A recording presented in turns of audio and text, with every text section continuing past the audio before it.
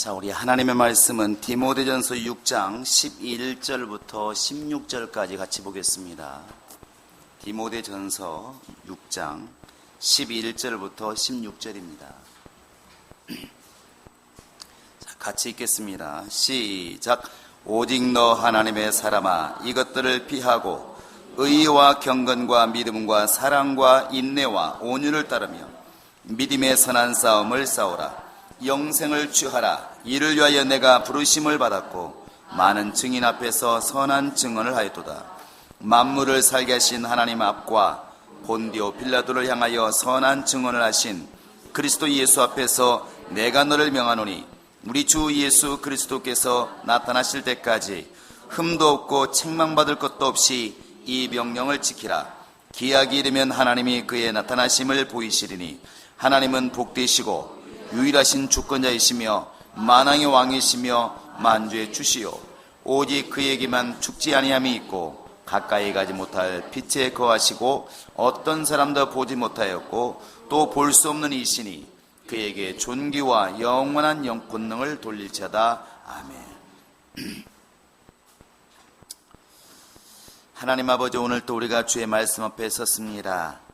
이 말을 들을 때에도 우리가 성령께서 말씀하시는 그 감동을 듣게 도와주시고 알게 하셔서 하나님 말씀을 사람 말로 듣지 않게 도와주시고 이 말씀이 곧 명령이요 우리에게 영생이 됨을 깨달을 수 있도록 하나님이 함께 하시고 인도하여 주시옵소서. 특별히 주 앞에 나올 때 정말 믿음으로 예물을 준비한 손길들이 많이 있습니다.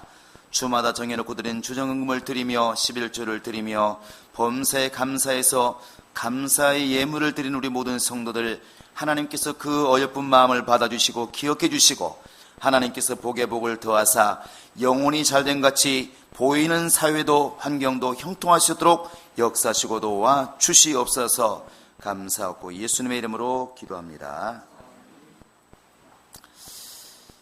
주 앞에 예물을 드리는 여러분의 심령의 환경에도 주의 복이 함께 하시기를 주의 이름으로 축원합니다. 하나님은 분명히 사랑이시고 하나님은 모든 것을 아시는 전지하신 분이시고 또 하나님은 모든 것을 행할 수 있는 전능한 하나님이시지만 성경은 우리에게 이렇게 한계를 말씀해 주고 있습니다. 요한복음 13장 1절에 보시면 예수께서 이제 때가 가까워지니까 사랑하시되 자기의 사람들을 끝까지 사랑하시니라 이렇게 기록하고 있어요.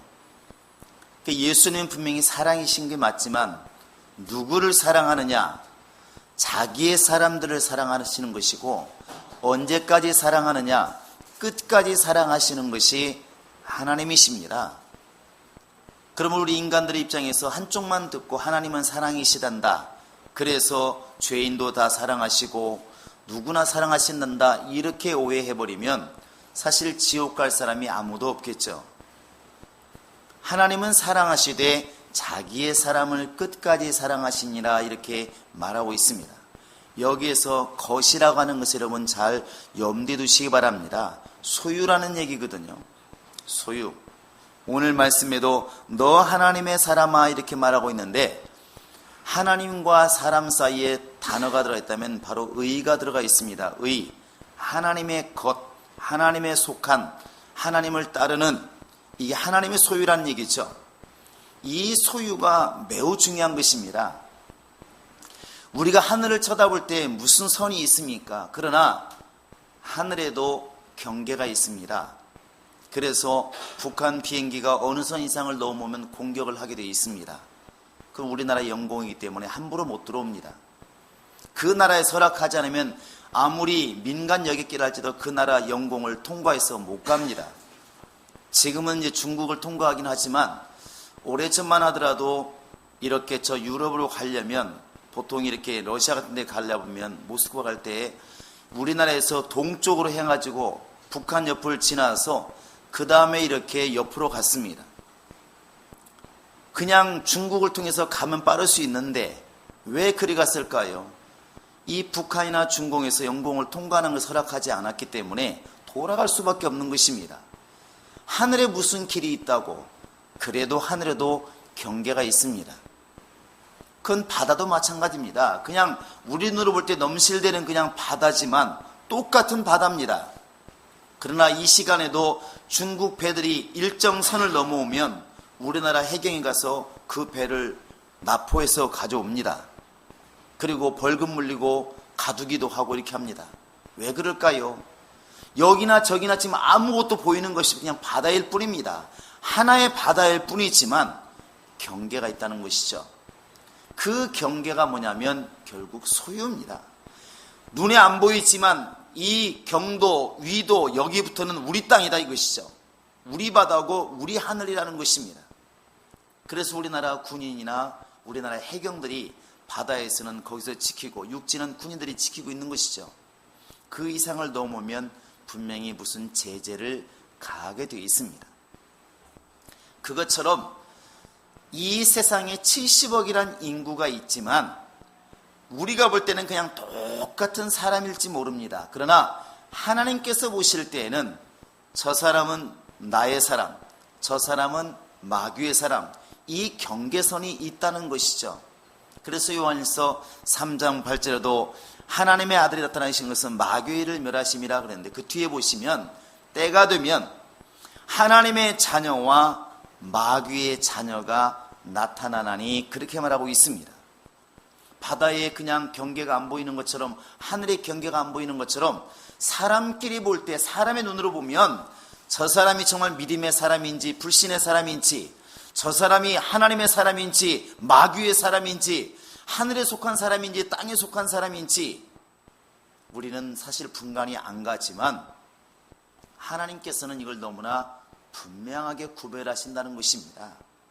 그래서 사람 눈으로 보면은 실패한 것처럼 보여도 스데반이 돌에 맞아 죽는 순간에 성경은 어떻게 기록하고 있냐면 하나님의 사람이 죽어갈 때에 세상에서는 분명히 실패한 것이지만 하늘에서 주님께서 자리에서 일어서 계신 것을 분명히 기록하고 있습니다.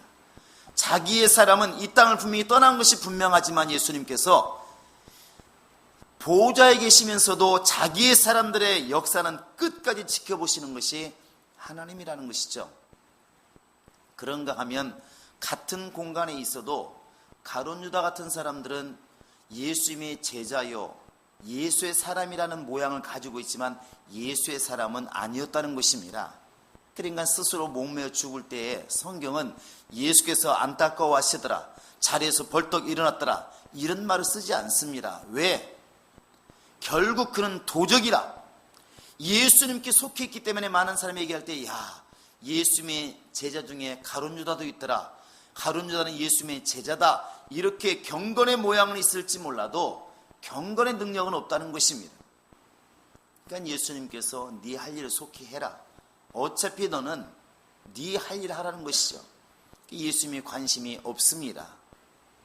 그와 같이 사람이 볼 때 사람과 사람이 경계가 안 보이지만 하나님께서 보실 때는 하나님의 사람과 마귀의 사람, 하늘에 속한 사람과 땅에 속한 사람, 믿음으로 사는 사람과 신념으로 사는 사람이 너무나 명확하게 보인다는 것입니다.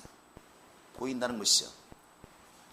하나님이 여러분과 지금 나에게 원하시는 것은 하나님께 속한 하나님의 사람이 되기를 원하는 것입니다. 오늘 말씀에는 하나님의 사람아 이렇게 되어 있지만 하나님의 사람이라는 뜻이 다르게 말하면 믿음의 사람이라는 것이고 예수의 사람이라는 것이고 말씀의 사람이라는 것이고 성령의 사람이라는 뜻이 아니겠습니까? 자, 내 영혼아 하나님의 사람이 되자. 시작.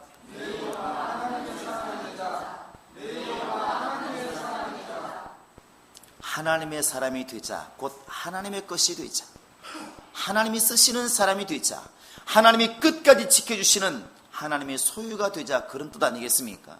이 하나님의 사람아 하는 이 단어가 성경에 한 42번 정도가 나온다고 그럽니다. 42번 정도가 나오는데 구약에서 거의 대다수가 나오고 41번인가가 구약에 나오고 신약에서는 유일하게 이제 바울이 자기 사랑하는 아들과 같은 디모데에게 오늘 이 말씀할 때 한 번 딱 썼다고 그럽니다. 하나님의 사람아, 너 디모데야 하나님의 사람아. 이 말 속에는 두 가지를 담고 있다고 생각을 합니다. 하나는 너 하나님의 사람이라는 걸 분명히 깨닫고 하나님 사람답게 살아라.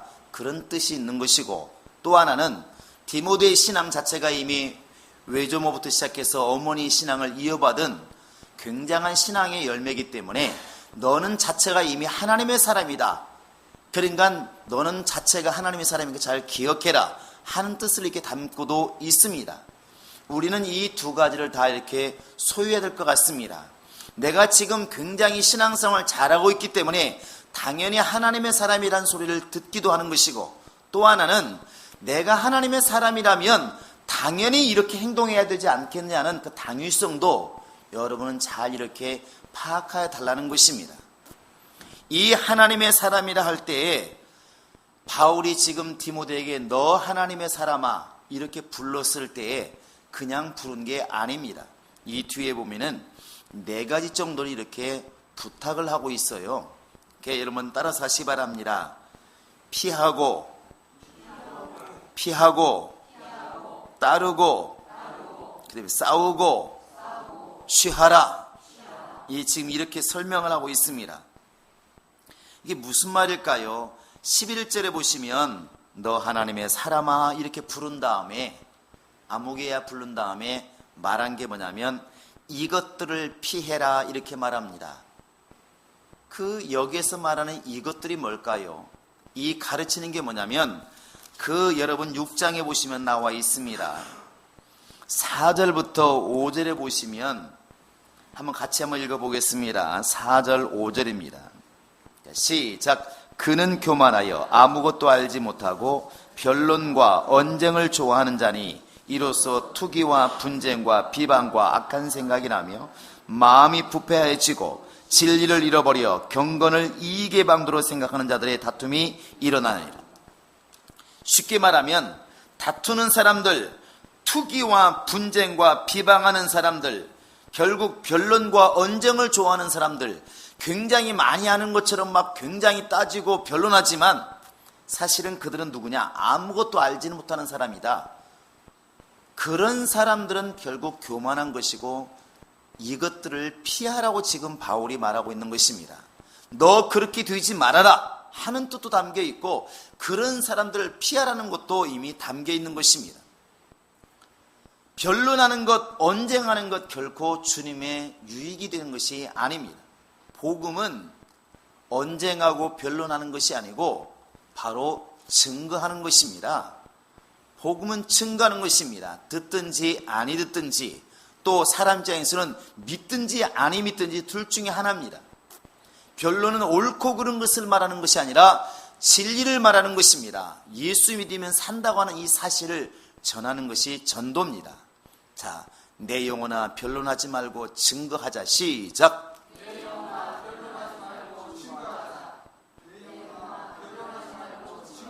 한마디로 말하면 예수 전도는 말싸움하라는 것이 아니라 바로 있는 바를 전하라는 것입니다. 그 사람이 믿고 순종하면 영혼이 구원받는 것이고 그 사람이 거부하면 구원을 못 받는 것이고 이미 너무나 분명하다는 것이죠.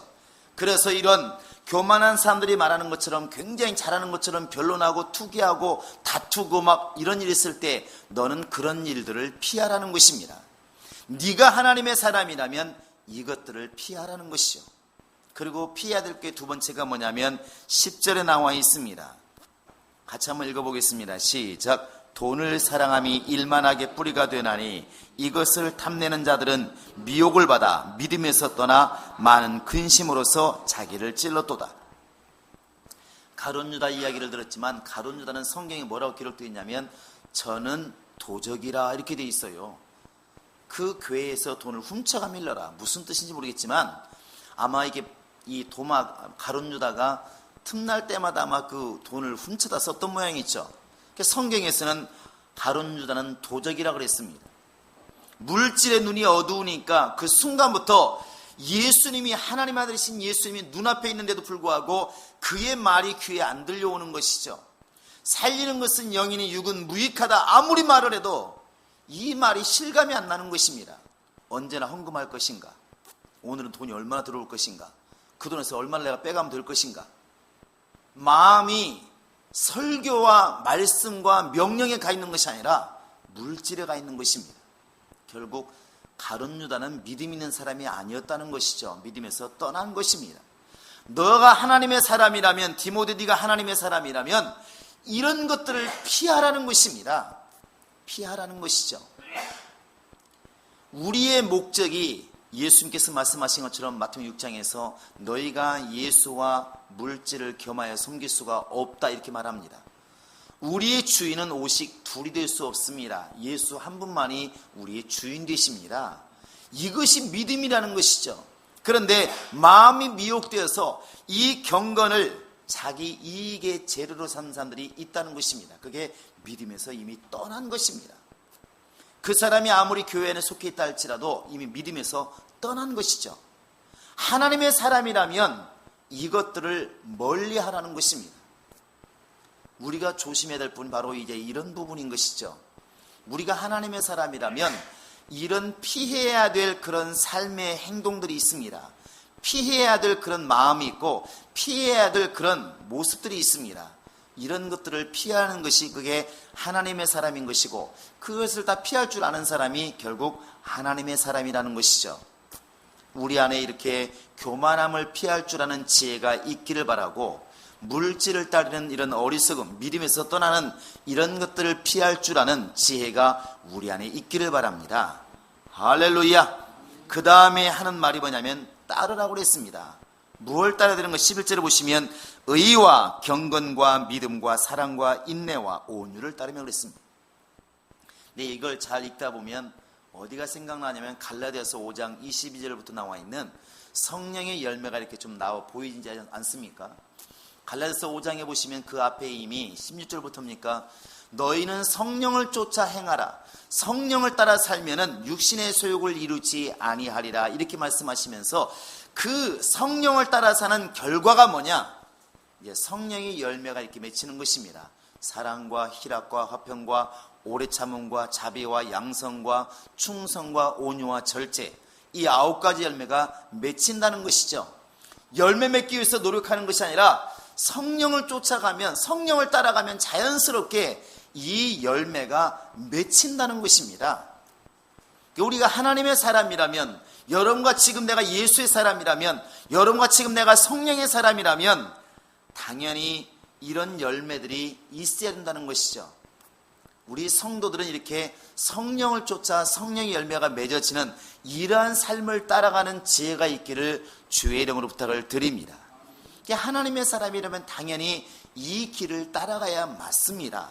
그래서 성령을 쫓아 행하라, 이 말은 쫓아란 말이 좀 세게 말하면 쫓아내는 것처럼 보이는데 그게 아니라 따라서 하시면 쫓아, 어려우면 따라서, 성령을 따라서 행하라는 것이죠. 그러면 성령의 열매가 자연스럽게 맺어진다는 것입니다. 하나님의 사람이 해야 할 게 뭐냐면 성령을 따라다니는 것입니다. 구약의 이스라엘 사람들이 해 뜨는 순간부터 해 질 때까지 또 밤중에도 계속 구름 기둥과 불 기둥을 쳐다봅니다. 왜 쳐다보느냐? 신기해서 쳐다보는 것이 아니라 언제 떠오를지를 모르기 때문에, 구름이 떠오르면 그날이 이제 움직이는 날이고, 어디든지 간에 그게 산이 되었든 들판이 되었든 구름이 내려앉으면 머무는 곳이 되기 때문에 이스라엘 사람들은 구름 기둥과 불 기둥을 따라서 계속 움직였어요. 신약 시대에는 어떻게 되겠습니까? 성령을 따라 움직이는 것입니다. 성령이 가라면 가는 것이고 멈추라면 멈추는 것이고 성령의 감동을 따라 살아가는 것입니다. 그래서 너희가 이런 것들을 따르라 하는 것은 곧 성령을 따라 살라는 것입니다. 내 영혼아 성령을 따르자. 시작. 내 영혼아 성령을 따르자. 내 영혼아 성령을 따르자. 우리 안에 그러한 믿음이 있기를 바랍니다. 하나님의 사람은 당연히 성령의 음성을 들으며 성령을 따라 사는 것이 당연한 것이겠죠. 그 다음에 나오는 게 뭐냐면 싸우랍니다. 싸우라. 이 참 어찌 보면 12절에 보시면 믿음의 선한 싸움을 싸우라. 우리 기독교인들에겐 참 안 맞는 단어인 것 같기도 하고 옷에 안 맞는 이런 그런 단어 같기도 한데, 우리는 그렇게 이렇게 은연중에 가르친 건 아니지만 배워온 게 있습니다. 예수 믿는 사람은 항상 온유해야 된다. 온유함을 곧 이꼬로 순해야 되고 저항해서는 안 되고 싸나운 말도 하면 안 되고 이게 머릿속에 거의 박혀 있어요. 그런데 예수님께서 보실 때에 영적으로 원수된 것에 대해서는 아주 단호했다는 것을 염두에 두시기 바랍니다. 여러분, 예수님이 항상 순하게만 했을까요? 아니면 싸나울 때도 있었나요? 싸놨다는 말도 좀 강하긴 한데, 여러분, 이 성전에서, 그 당시 이스라엘 성전에서 돈 바꾸는 사람들, 매매하는 사람들, 아마 그것 때문에 막 이 예배당이 혼란스러우니까 예수님께서 상을 다 엎으시고 그 다음에 노끈으로 막 채찍 만들어서 막 사람을 때렸습니다. 그게 여러분 지금 상상해 보면 폭행죄로 걸릴 거예요. 아마 목사님이 만약에 여기 지금 뭐 앞에서 뭐 장수 좀 해먹겠다고 어려운 사람 와가지고 뭐 좀 팔고 있는데 가가지고 막 꽃다발 다 엎어버리시고 목사가 와가지고 쉽게 말하면 막 들고 쫓아가가지고 마이크 들어가고 가야 되나? 갖고 가서 막 때리고 그러면 어찌 하나님께 예배하는 곳에서 있다고 하냐고 막 그러고 막 하면은 제가 우리 성도들도 말릴 것 같아요. 목사님 왜 이러십니까? 그리고 아마 이제 신고하면 가면 이제 폭행죄로 걸리겠죠. 예수님이 그렇게 하셨어요. 영적인 것은 양보하지 않았다는 겁니다. 그리고 바리새인과 서기관들, 여러분 마태복음 23장 읽어보시면 잘 알겠지만 너무 무섭게 하잖아요. 화 있을진저 바리새인과 서기관들이여, 너희는 회칠한 무덤이다. 너희는 독사의 새끼들이다. 아주 심한 말을 합니다. 왜 그랬을까요? 자기 제자라 할지라도, 베드로라 할지라도 주여 죽지 마시옵소서, 그런 일이 절대로 주님께 미치지 않을 것입니다 했을 때 사탄아 내 뒤로 물러가라. 어떻게 스승이 자기 제자한테 사탄이라는 말을 씁니까? 오늘날 만약에 제가 여러분에게 이런 말을 쓰면 여러분 뭐라고 그럴까요? 어떤 분이 그런 말 하죠. 아, 목사님 주일날 그냥 예배 후딱 들고 놀러 갔으면 좋겠어요. 혹시나 이런 말 하는데 사탄아 물러가라. 그것도 웃으면서 하는 게 아니라 이렇게 막 싸납게 하면 앞에서는 뭐라고 할지 몰라도 뒤에 가서 이렇게 아유 우리 목사님 너무 싸나워 이렇게 말하겠죠. 그런데 예수님이 영적인 것은 무섭게 얘기한다는 사실을 여러분 염두에 두시기 바랍니다. 강도가 우리 입에서 뭘 훔쳐가는데 그러면 안 되는디, 이것은 옳은 게 아니라는 거예요. 아니라는 겁니다. 그래서 이 하나님의 사람이라는 단어가 구약에 41번이 써있는데 가장 많이 쓰여진 게 모세라고 그래요. 10몇 번이 쓰여있고 그 다음에 엘리야, 엘리사에게 써먹었어요. 찾아보니까 실제로 하나님의 사람 모세, 하나님의 사람 모세가 많이 써있더라고요. 그런데 모세가 누군가요? 모세가 누구냐면 바로 왕을 대적한 사람이에요. 바로 왕을, 이집트 왕이었죠. 파라오로 여러분 알고 있는 바로 왕입니다. 그런데 바로가 누구냐면 애굽의 왕입니다. 애굽의 왕. 애굽은 성경에서 보면 영적으로는 세상을 말하는 것입니다. 그래서 세상에서 나와서 바로 가나안 땅, 곧 하나님이 약속하신 하늘로 들어가는 것이 출애굽이잖아요. 말 그대로 출애굽입니다. 그 당시에 세상과 같은 애굽의 왕이 누구냐? 바로 왕입니다. 영적으로 보면 마귀잖아요. 이 모세가 바로를 대적한 사람이에요. 그러면 베드로전서 5장 8절 9절에 보시면 마귀가 우는 사자와 같이 삼킬 자를 찾나니 너희는 마음을 굳게 해서 저를 대적해라 이렇게 말합니다. 우리 하나님의 사람들이 해야 할 게 뭐냐면 모세가 하나님의 능력으로 바로를 대적하고 영혼들을 끌어냈던 것처럼 우리는 마귀를 대적해서 마귀 아래에 있는 영혼들을 끄집어내는 것이 하나님의 사람이라는 것이죠. 자, 내 영혼아 마귀를 대적하자. 시작. 내 영혼아 마귀를 대적하자. 내 영혼아 마귀를 대적하자. 우리 예수 믿는 사람들은, 바로 하나님의 사람들은 사람에 대해서는 온유하지만 영적인 것에는 아주 단호한 것이 예수 믿는 사람들이고 하나님의 사람이에요. 단호하라는 것이죠. 그 다음에 많이 하나님의 사람이라는 단어가 쓰임받은 사람이 이제 엘리야와 엘리사입니다. 여러분 엘리야가 누군가요? 엘리야 그러면 딱 벌써 생각나지 않습니까? 바알 선지자 450명 갈멜산에서 그들을 갖다 단번에 처치하는 게 바로 엘리야입니다. 거기다 뭐 이제 다른 신들, 아스라 신들 섬기는 그런 신들을 섬기는 거기에 포함하면 거의 1000명 가까운 사람들을 단번에 물리쳤어요. 하나님의 능력으로.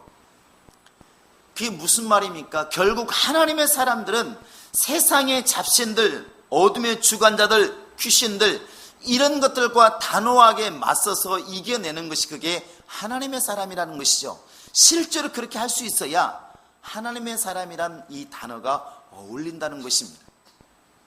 저는 이렇게 명절 때 늘 교인들이 이제 그런 말들을 많이 했었어요.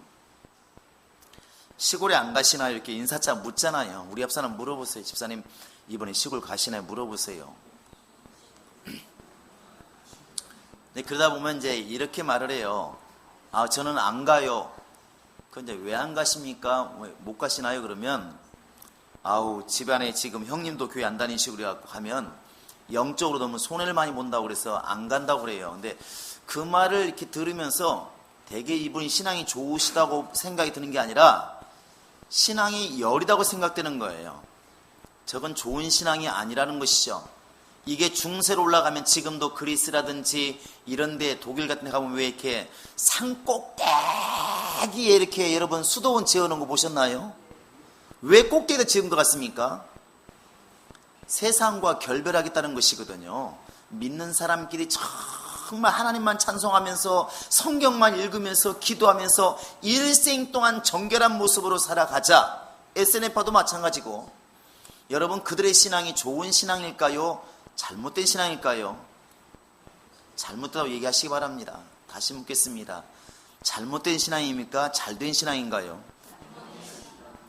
예수님께서 말씀하시기를 세상 속으로 가라고 말씀하셨는데 이미 예수의 말씀을 지키지 않는 사람이에요. 겉으로 볼 때는 신앙을 잘 지키는 것처럼 보이니까 신앙이 굉장히 좋은 것처럼 보이지만 그건 좋은 신앙이 아니라는 것입니다. 배를 만들었는데 배가 바다에 못 나가고 육지에 있다면 그 배가 무슨 쓸모가 있겠습니까? 물론 카페로 쓰긴 쓰더만은 그건 좋은 배가 아니라는 것이죠. 그래서 하나님께서 그 신앙을 무너뜨린 겁니다. 그래서 이런 지금 수도원 신앙이 무너질 수밖에 없는 것은 하나님이 기뻐하지 않는다는 것이죠. 우리끼리 모여서 우리끼리 찬송하고 야 불신자 한 명도 못 들어오게 만들어 우리끼리 천국 가자. 여러분, 이 신앙은 망하는 신앙입니다. 우리 교인들은 이런 말들이 안 나왔으면 좋겠고 오히려 더 가야 됩니다. 집안이 다 예수 믿으면 안 가도 괜찮겠지만 안 믿는 가정의 식구들이 많이 있으면 더 가셔서 더 복음을 전하시기 바랍니다. 우리 옆 사람 말해주세요. 그럴수록 더 가야 됩니다. 시작. 아니, 이때 아니면 언제 복음을 전하느냐고요. 언제 복음을 전하겠습니까? 또 하나, 예수 믿는 사람들이 또 이제 귀신을 쫓아요. 여러분도 아마 귀신을 쫓을 텐데 뭐 귀신만 쫓겠습니까? 마귀도 저렇게 그러는데 이렇게 머리로 배울 때하고 실제로 현장에서는 다르게 행동을 하는 거예요. 고양이가 제일 부끄러울 때 언제냐면 쥐를 보고 도망갈 때입니다. 실제로 그런 고양이 대부분은 다 고양이 보면 쥐가 벌벌벌 떨어요. 근데 쥐도 가끔가다 간땡이가 부은 쥐가 있어서 고양이에게 달라드는 쥐가 있습니다. 근데 언젠가 보니까 고양이한테 쥐가 달라드니까 고양이가 에이 그러고 도망가는 거예요. 그러니까 사람들이 이게 뭐냐 고양이 망신이다 이렇게 말합니다. 원래 천적 앞에서는 벌벌벌 떠는 게 맞습니다. 그럼 당연히 고양이는 아무리 새끼든 중간 컸든 고양이는 쥐를 보면 잡으려고 하고 막 의욕이 나와야 되는데 고양이가 쥐를 보고 도망가 버리면 웃기잖아요. 근데 우리 예수 믿는 사람들이 어둠을 무서워하고 귀신을 무서워하고 자꾸 우상의 이런 것들을 무서워하는 거예요. 안 그런 것처럼 보여도. 그러니까 절 옆에 지나갈 때 예수 믿는 제대로 믿는 하나님의 사람이 지나가면 누가 떨어야 되냐면 스님들이 떨어야 됩니다. 이거 절 망하면 어떡하지? 그래야 원래 이론적으로는 맞잖아요. 여러분들이 혼자라도 밤중에 저 공동묘지 가면 공동묘지 뒤집어져야 됩니다. 그날 밤에. 왜 그러겠습니까? 하나님이 함께 하신다고 우리가 늘 말을 하잖아요. 하나님 나와 함께 하신다고 말씀하시고 성령 받으셨다면서. 그런데도 불구하고 무덤만 보면 벌벌 떨어요. 무덤이다. 아니 귀신 쫓는다며. 그러면 쫓기는 자가 무서워야 되겠습니까? 쫓는 자가 무서워야 되겠습니까? 이게 이론적으로는 아는데 현실에 닥치면 너무 웃기는 거죠. 이게 안 맞는 거에 많습니다. 그게 신앙생활을 너무나 이론적으로 하고 있다는 것입니다. 예수님이 보시면 군대 귀신이 돼지가 2,000마리 죽을 정도로 한 마리 하나씩만 들어가 있어도 2,000명이 들어가 있다 치더라도, 귀신이 2,000명이 있다 할지라도 예수님의 숫자에 아무런 상관이 없잖아요. 10,000명이 있으면 어떻습니까? 그런데 왜 예수 믿는 사람들이 배울 때는 귀신은 아무것도 아니다, 팔이다, 똥파리다 말하면서도 실제로 왜 무덤을 보고 두려워하고 왜 그런 현상을 보고 두려워하느냐는 것이죠. 인간 머리로 아는 것과 행하는 게 다르다는 것입니다. 우리 믿는 사람들은 엘리야처럼 불신자가 1,000명이 있어도 사실은 두려워할 필요가 없는 게 진짜 믿음이라는 것이죠. 그렇게 되어야 하나님의 사람이라는 이 단어가 맞지 않습니까? 여러분, 영적인 싸움을 싸울 수 있는 정말 하나님의 군사가 되시기를 바랍니다. 그래서 말하고 있는 것입니다. 믿음의 선한 싸움을 싸워라. 모세처럼, 엘리야처럼 두려워하지 말고 싸우라는 것입니다. 마귀를 대적하고 세상의 어둠을 추구하는 영들을 대적하고 그들을 물리칠 수 있는 그 싸움에 관한 한 절대로 지지 말라는 것입니다. 내 영혼아 선한 싸움을 싸우자. 시작. 내 영혼아 선한 싸움을 싸우자. 내 영혼아 선한 싸움을 싸우자. 이 말하니까 그래, 오늘부터는 뭐 예수 믿는 사람은 싸나운 말을 하라고 그랬으니까 사람에 대해서 싸납게 하지 마시고 영적인 것에서 분별하시고 사단적인 것, 마귀적인 것, 원수인 것들은 단호하게 싸우라는 것입니다. 그게 믿음의 승리입니다. 그리고 이제 부탁하는 게 뭐냐면 바로 영생을 취하라. 12절 보시게 되어 있습니다. 당연하겠죠. 영생은 가만히 있어서 오는 게 아닙니다. 감나무 밑에서 입 벌리고 있다고 감이 떨어지지 않습니다. 사실은 떨어지긴 떨어집니다. 다만 입으로 안 떨어지니까 문제지. 영생이라고 하는 것은 가만히 있어서 노력도 안 하고 의지도 선택하지 않고 가만히 있어서 영생이 오는 게 아니라는 것이죠. 영생은 죽을 힘을 다해서 십자가를 지고 예수를 따르는 사람들이 얻는 게 영생입니다. 그러니까 시간 날 때, 편안할 때 그냥 믿으면 좋고 안 믿으면 놔두고 그런 믿음을 갖고는 절대로 영생을 얻지 못한다는 것입니다. 영생을 얻지 못한다는 것이죠. 이게 좀 있으면 또 이제 학력고사가 이제 닥쳐오는데 그때 이제 항상 만점만 애들이 나와요. 이제 그 사람들의 말이 절망적이잖아요. 보통 아이들 들을 때는 꼭 인터뷰를 합니다. 아우, 어떻게 만점을 다 얻으셨냐고. 사람이 실수로도 하나 틀릴 수 있는데 어떻게 공부했길래 이렇게 만점을 얻었나요? 밤잠 안 자고 공부했나요? 그러면 딱 한 말입니다. 뭐라 말하나요? 예? 공부가 제일 쉬웠어요. 나는 잠도 일찍 잤고요. 나는 학원도 안 갔고요. 절망적이에요. 그러면 하루에 한 달에 100만 원씩 주고 학원 간 아이는 뭐가 되며 졸린 눈 정말 이쑤시개로 쑤셔가면서 밤 3시까지 공부하는 아이들은 뭐가 되며. 근데 걔들 그렇게 말을 해요. 사실 말을 그렇게 하지만 다 알아요. 우리는 어떻게 공부했다는 걸 다 알잖아요. 죽을 힘을 다해서 공부했다는 걸 알잖아요. 그렇게 공부했기 때문에 반대로 물어보면 그러면 공부에 관심도 없고 노력도 안 하고 선생님 말씀도 안 듣고 걔가 만점 받을 수 있느냐? 그 길은 없습니다. 그 길은 없어요. 영생을 취하라는 얘기는 달리 말하면 취하라는 말이 잡으라는 것입니다. 잡지 않으면 내 것이 될 수가 없다는 것이죠. 하나님의 사람이 누구냐? 영생을 끝까지 따라가서 놓지 않는 사람이 하나님의 사람이에요. 그래서 믿음이란 단어가 지킨다는 바로 그 뜻을 담고 있는 것이고 끝까지 붙잡고 있는 게 뭐냐면 믿음이에요. 예수님 말씀하시기를 끝까지 견디는 자가 이렇게 말하고 있습니다. 견딘다고 하는 것은 누군가가 때리니까 견딘다는 말을 쓰는 것이고 누군가가 괴롭히니까 견딘다는 말을 쓰는 거 아니겠습니까? 그러니까 예수 믿는 사람들, 영생을 쫓아가는 사람들은 분명히 환난과 고난이 역경이 있다는 것이죠. 이 영생을 끝까지 포기하지 않고 따라가는 사람이 하나님의 사람이에요. 오늘날 보면은 뭐 이제 카톡이라든지 뭐 페이스북이라든지 이런데 닉네임으로 하나님의 사람이란 말을 쓰는 사람들이 많이 있습니다. 그런데 우리가 진짜 원하는 것은 모양만 하나님의 사람이 되기를 원하는 게 아닙니다. 가룟 유다처럼 모양은 예수님의 제자고 모양은 하나님을 잘 믿는 사람일지 모릅니다. 바리새인들처럼 겉모양은 굉장히 종교인이고 신앙생활 잘한 사람이 맞지만 속에 보면 그는 하나님의 사람이 아닌 거예요. 예수님의 제자란 말을 들었을지는 모르겠지만 그러나 그는 하나님의 사람이 아닙니다. 오히려 그 창기와 그 당시의 세리들, 문둥병자들, 오히려 이런 사람들이 주님께 사랑을 받았습니다. 오히려 그들 중에서 충만한 사람이 더 많았다는 것이죠. 주님이 원하시는 것은 경건의 능력을 원하시는 것입니다. 우리의 속사람이 내가 볼 때는 지금 교회 안에 와 있고 예수 이름으로 예배하니까 나는 하나님의 사람이 맞다고 우리는 말하고 있지만 하나님께서 우리를 부르실 때 너 하나님의 사람아, 너는 내 것이다, 이렇게 하나님이 인정할 만한 그 인정이 성령을 통하여 우리에게 오고 있느냐는 것입니다. 하나님 입장에서 그렇게 부를 수 있어야 진짜 하나님의 사람 아니겠습니까? 하나님의 사람은 피할 것은 피할 줄 아는 사람, 싸울 것은 싸울 줄 아는 사람, 따라갈 것을 제대로 아는 사람, 주인이 누구인지를 아는 사람, 결국 이게 하나님의 사람이라는 것이죠.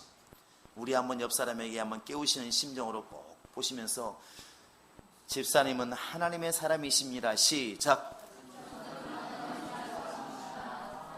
할렐루야. 가끔가다 이제 그런 이야기들을 하죠. 우리끼리도 야, 그 사람은 진짜 믿음의 사람이야. 야, 그 사람은 진짜 성령의 사람이야. 야, 그 사람은 진짜 사람이 예수 사람 맞아. 정말 대단한 사람이야. 이런 말을 듣는다는 건 대단한 것입니다. 근데 우리는 이렇게 오늘 바울이 자기 사랑하는 가장 사랑하는 디모데에게 너 하나님의 사람아 이렇게 불렀던 것처럼 주님께서 우리를 그렇게 불러주기를 사모하고 이 삶을 쫓아 행하는 우리 모두가 될 수 있기를 주의 이름으로 축원합니다. 자, 주목 주시고 하나님의 사람이 되자. 시작. 하나님의 사람이 되자. 하나님의 사람이 되자. 하나님의 사람이 되자. 여러분이 하나님의 것이 될 수 있기를 주의 이름으로 축원합니다. 이 시간 우리 다 같이 기도하시겠습니다. 기도할 때 하나님, 나를 깨워서 나를 영감 있게 하셔서 내가 하나님의 사람이 되게 하소서. 하나님이 쓰시는 사람, 하나님이 사랑하는 사람, 하나님이 지켜주시는 사람, 하나님이 관심 갖는 하나님의 사람이 되게 하소서. 이 시간 다 같이 이제는 우리 구주 예수 그리스도의 은혜와 예수를 이 땅에 보내서 사랑을 확증하신 우리 하나님의 사랑과 성령의 교통하심과 인도하심이 이제 오직 하나님의 사람으로서 하나님의 또한 사람이 되기 위해서 정말 주의 말씀을 따라 살기 결정한 모든 심령들 머리 위에 이제부터 영원토록 함께 있을지어다. 아멘.